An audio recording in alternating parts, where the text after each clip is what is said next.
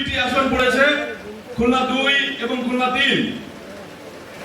আমি যেহেতু খুলনার সন্তান, আমি চাই খুলনা থেকে অন্তত খুলনা 6টি আসনের ভিতরে যে কোনো একটি আসন আমরা বের করে নিয়ে আসতে পারি, সেটা যেভাবে হোক। একটু আগে আমাদের নুরুল ইসলাম ভাই বলেছেন, একটি নির্বাচন করতে গেলে মিনিমাম 10 থেকে 15 কোটি টাকা খরচ হয়। সুতরাং প্রতিটা প্রার্থীর যার যতটুকু আছে, আমাদের নতুন দল, নতুন নির্বাচন করব, নতুন অভিজ্ঞতা হবে।